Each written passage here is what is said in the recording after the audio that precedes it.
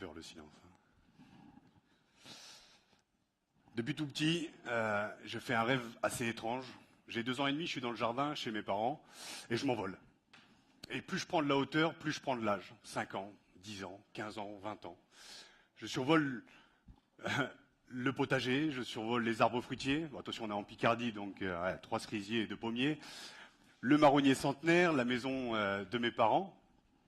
Et il y a un moment où je décide de partir en fait à l'aventure. Je décide d'aller découvrir le village dans lequel j'habite, je décide d'aller découvrir la vie. Et au moment où je prends mon départ, je me fracasse contre une vitre invisible et je tombe. Et je tombe à l'intérieur de la propriété chez mes parents. Et juste avant de me fracasser sur le sol, je vois une phrase énorme marquée en rouge. Qui suis-je? Et c'est vrai que c'est le genre de question qu'on n'a pas l'habitude de se poser. On doit prouver à nos parents, on doit prouver à nos professeurs, on doit prouver à nos patrons.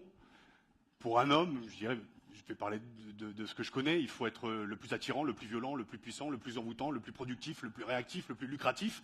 Et où sont passés nos rêves de gosse? Alors moi, je vais vous raconter mon histoire et j'espère qu'elle fera écho à la vôtre. C'est juste l'histoire d'un être humain qui est tombé plusieurs fois et qui à un moment a voulu justement prendre un petit peu de hauteur sur ce qu'il avait vécu. Et j'ai toujours rêvé d'être un super-héros et je trouve que le plus intéressant, je dirais, c'est de devenir un humain. J'ai toujours été un explorateur du possible et au-delà du possible. À 3 ans, je fous le chat dans le feu et je soulève le canapé du salon. À 6 ans, quand mes parents et mes sœurs sont couchés, je descends avec ma petite cape de super-héros et je vérifie si le gaz est bien fermé, si les portes des placards sont bien fermées aussi pour les fantômes. Et je vérifie toutes les portes et puis après je vais me coucher et puis là je peux m'endormir serein, j'ai protégé ma famille. À 7 ans, mon père me fait découvrir le rugby. Et là je découvre la mixité, je découvre la différence, je découvre des gros, des grands, des gras, des petits, je découvre des arabes, des blacks, la diversité, la mixité. Et puis à 10 ans, mes parents décident de me mettre dans une école catholique, où tous les vendredis à l'église, on m'apprend à croire en un mec les bras en croix saignant. Et moi je me dis, mais qui m'apprend à croire en moi? Alors je suis pas baptisé, et je me retrouve devant le prêtre tous les vendredis midi à la messe, et je ferme les yeux. Et je me dis, si Dieu existe vraiment, je vais me confronter à lui, il va me punir, et puis il va me renvoyer chez mes parents, dans mon village. Et je rouvre les yeux, j'ai l'hostie dans la bouche qui colle un peu, et je suis toujours à l'institution du Saint-Esprit. À 14 ans, deuxième histoire d'amour, le théâtre. Madame Van Arselaar, en 4e, qui me fait découvrir le théâtre. Et je ne sais pas pour vous, si vous vous souvenez justement d'un professeur passionné et passionnant, qui vous fait découvrir une matière. Ben moi, pour moi, c'est le théâtre. Je vais faire 3 pièces de théâtre au collège et au lycée. À 15 ans, je me fais dépuceler dans le fond de mon jardin en 5 minutes chrono, dans une tente. Je vous raconte ça parce que dans le rugby, au début, à 20 ans, je racontais que ouais, j'avais mis une demi-heure, que ça avait été énorme. 5 minutes dans une quechua. Ça fait rabaisser un petit peu l'ego quand même.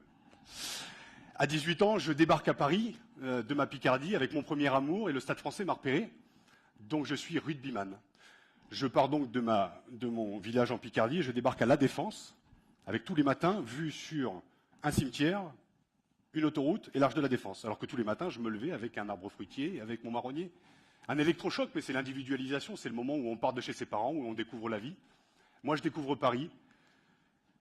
Le Stade Français décide de me surclasser dans la catégorie Rechel, qui est la catégorie phare des juniors en France.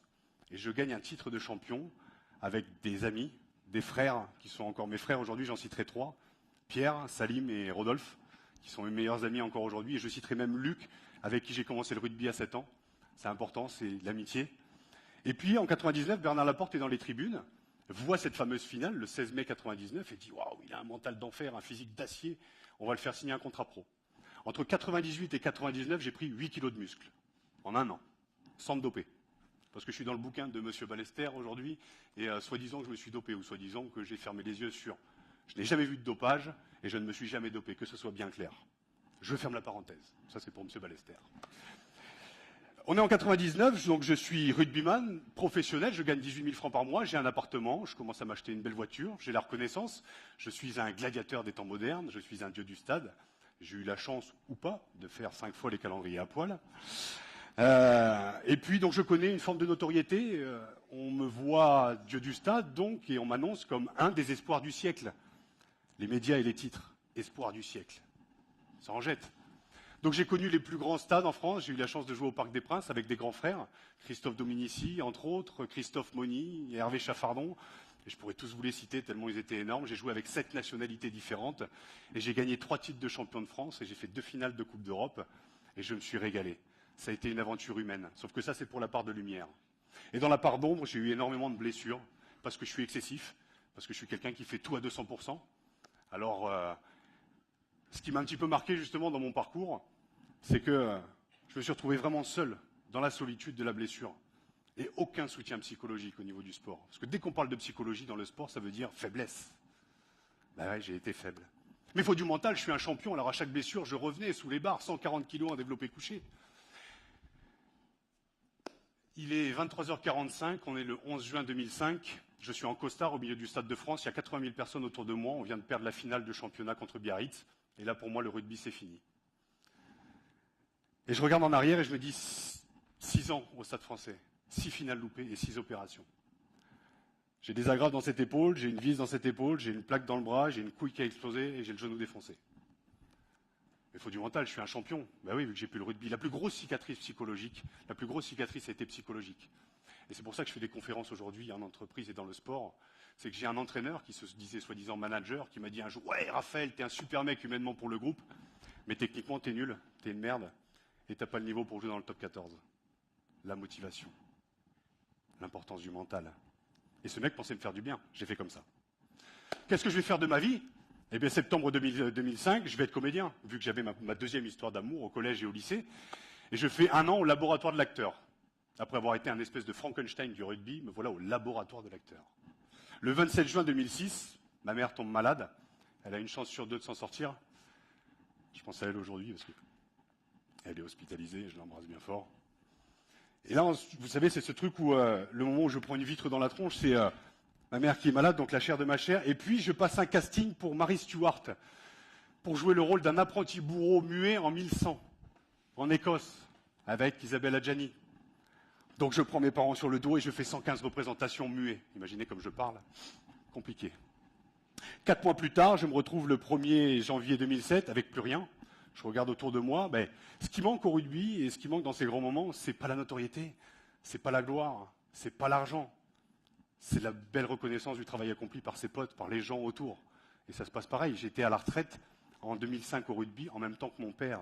Donc je comprends, dans cette société où il ne faut pas vieillir, je comprends ce que vit une personne à 60 ans. Je l'ai vécu à 25. Et donc à 27 ans, je me retrouve à dire mais qu'est-ce que je vais faire de ma vie? Quel sens je donne à tout ça?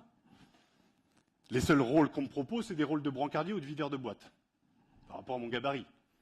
Mais j'aimerais que les gens voient ce qu'il y a à l'intérieur, ma sensibilité. Alors quand je parle de sensibilité dans le rugby, c'est « oh, on n'est pas des PD ». Non, on n'est pas homo, et combien même si on l'était, on parle de respect de la différence. Mais j'ai cette sensibilité en moi et je veux la comprendre. En décembre 2007, je rencontre Richard Esco, un autre référent, un autre Merlin l'Enchanteur, comme cette professeure de français en 4e, comme cet entraîneur en 2001 qui m'a dit « amuse-toi », et j'étais l'un des meilleurs à ce moment-là. Et là, ce journaliste me fait découvrir la philosophie. Il me dit « pendant 27 ans, tu as été dans le paraître. Maintenant, il va falloir que tu ailles découvrir l'être. » Et l'idée, c'est d'arriver à trouver l'équilibre entre les deux. Et il me tend un bouquin de Luc Ferry qui s'appelle « Apprendre à vivre, les 5 grands mouvements de la philosophie », avec la nostalgie du passé, la peur de l'avenir et toute la symbolique derrière. Et moi, le dernier bouquin que j'avais lu, c'était le Père Goriot en 97 pour le bac français. Et là, la philosophie. Eh bien, j'étais à corps perdu dans le rugby pendant 18 ans, et là, je me plonge à âme perdue dans la philosophie et dans la psychologie, et je me perds dans ce que les religions appellent l'enfer. L'enfer, c'est quand on se confronte à son propre ego. En juillet 2008, je rencontre Julie, une jeune femme qui, elle, a 21 ans, j'en ai 28, on est 2 gamins, et il y a une histoire d'amour qui se crée, et une histoire d'amour-passion, avec un petit peu de destruction, pendant 5 ans. En février 2009, je me retrouve au RSA, mais pour moi, l'argent n'a jamais été un véritable problème. Je me retrouve à 400 € par mois, mais je suis toujours dans cette quête de sens. Qu'est-ce que je vais faire de ma vie? Qui suis-je au milieu de tout ça, au milieu de cette société, qui en plus me vend du fantasme à travers cette télé-réalité et ce sport qui devient un business? Alors je me jette encore dans la philosophie, toujours, encore et toujours. En novembre 2009, je vais travailler au Resto du Cœur, alors que je pourrais en être bénéficiaire. C'est pas pour vous faire chialer, hein, mais c'est vrai que quand on voit des gens qui sont pauvres et qui sont vraiment dans une vraie pauvreté, ben, votre dépression, elle passe pour un espèce de conte de fées. En février 2010, je rencontre 2 autres Merlin l'Enchanteur, Manuel Aguila et Raphaël Mailleux, des coachs mentaux. Et je décide de faire une formation de coach mental. Pas pour devenir coach mental, mais pour comprendre ce qui se passe dans le sport aujourd'hui, pour comprendre ce qui s'est passé pour moi, trouver la bonne motivation. Et eux, ils me parlent de l'importance de l'individu, l'importance de la complexité de l'individu. Et à travers le coaching, on comprend un peu comment on fonctionne. Moi, je fonctionnais dans l'extraversion, j'avais du rouge, du jaune qui vomissait de partout, la quête de reconnaissance. Et puis j'avais 2% de ce que j'appelle le bleu, la structure. J'avais toujours eu un problème avec l'autorité. Bref, je ne pourrais pas tout vous expliquer parce qu'il me faudrait 1 heure, mais c'était passionnant. Et à la fin de cette formation, je ne deviens pas coach mental, mais je comprends un petit peu ce qui s'est passé pour moi dans le sport et je comprends un petit peu ce qui se passe pour les jeunes qui sont dans le sport aujourd'hui et qui sont dans une quête. Mais aujourd'hui, on fait un petit peu de la chair à canon. Et pour la nouvelle génération, je me dois justement de témoigner et vous allez comprendre un peu plus tard. Et donc après, je me plonge dans les études de philosophie. Au mois de septembre 2010, et là pendant 4 mois, on m'apprend ce qu'est l'amour éros, on m'apprend qu'il y a de l'amour philaé, de l'amour agapé, donc d'autres formes d'amour que cet amour éros dépendance, où c'est toujours de la faute de ma nana ou de mon mec, la faute de... Et on me parle aussi de la hiérarchie de pouvoir, avec les bourreaux, les sauveurs, les victimes, et c'est vrai qu'en amour, en amitié et dans le travail, on a toujours tendance à trouver un petit peu ce triptyque. Quand mon entraîneur il me fait jouer, c'est mon sauveur, quand il ne me fait pas jouer, c'est mon bourreau. Et puis quand je plaque ma nana, je suis son bourreau, et quand je reviens, je suis son sauveur, et je suis victime d'eux. Et sortir de ça pour rentrer dans la hiérarchie de compétences qui est, on va travailler ensemble, à égalité avec nos compétences. C'est sorti de cette hiérarchie de pouvoir. Je clôt la parenthèse philo. En septembre 2011, j'ai écrit un bouquin qui s'appelle Quand j'étais Superman, en collaboration avec Thomas Saint-Tourens. Et TF1, France 2, France 3, France 5 et M6 m'ont fait passer pour un cocaïnomane, dépressif et alcoolique. M6, ça a été la totale. œufs, jambon, fromage, ça a été les 3, le triptyque. Sauf que ce que j'ai raconté, c'est pas du tout ça. Je raconte pas une victime du rugby français. Je raconte juste un mec qui est co-responsable de sa carrière. Co-responsable parce que la responsabilité est partagée. Comme en amour ou en amitié, dans le travail, c'est pareil. Là, il y avait la responsabilité du club, la responsabilité de la fédération, la responsabilité de la ligue et ma responsabilité aussi au milieu de tout ça. Donc ce bouquin est sorti, il fonctionne bien, super. En 2012, je demande à mes parents de m'écrire une lettre chacun pour savoir d'où je viens. Et je comprends ce qu'a vécu mon père. Il m'écrit 6 pages. Je comprends son enfance, son adolescence, l'arrivée de mes sœurs, mon arrivée, la musique, la passion qu'il a pour le jazz. Je comprends aussi le parcours de ma mère et aussi cette révolution féminine dans les années 70 qui pour moi est tout à fait légitime et normale. Et j'espère que ce sera un jour la fin du patriarcat. Et donc elle me raconte justement son parcours, nos arrivées. Et puis je comprends aussi justement sa maladie. Elle est encore vivante aujourd'hui. Et ça me permet de savoir d'où je viens. Et ça fait du bien. En septembre 2013, vous savez, dans la mythologie, en général, c'est toujours une femme qui révèle à l'homme son potentiel. Moi, ma femme m'a révélé en me plaquant. Elle m'a révélé en me plaquant. Pour un rugbyman, c'est vrai que c'est bizarre. Ouais. Parce qu'elle m'a dit, ouais, t'es devenu un gros con. Et c'est vrai. Alors attention, part de responsabilité partagée. Je vais parler de mon cas, elle avait aussi sa part de responsabilité quand même. On ne va pas non plus défendre là. Mais je l'aime. Voilà. Et donc là, c'est vrai, oui, part de responsabilité, parce que je m'étais plongé dans la philosophie et dans la psychologie, mais pour me rassurer, parce que ça rassure. Et je suis devenu con et dogmatique. Parce que le dogme, justement, c'est d'imposer aux autres, justement, sa propre réalité. Mais ce que je ne me rendais pas compte, justement, c'est qu'il y a 7 milliards de réalités. Et donc là, je suis parti dans ce que, une fois de plus, la religion s'appelle l'enfer, la dépression véritable. Parce qu'à force d'avoir été sous pression physique dans le rugby et sous pression psychologique avec la philosophie, là, je lâche les armes, je ne peux plus rien faire. Je perds 10 kilos, les émotions vomissent de partout. Et je me retrouve le 25 décembre chez mes parents, dans cette chambre d'enfance. Et là, je ne peux plus respirer. Je ne peux plus rien faire. Et c'est l'aveu de faiblesse. C'est le moment où juste je décide de dire, mais j'ai besoin d'aide. Et pour un homme, c'est compliqué.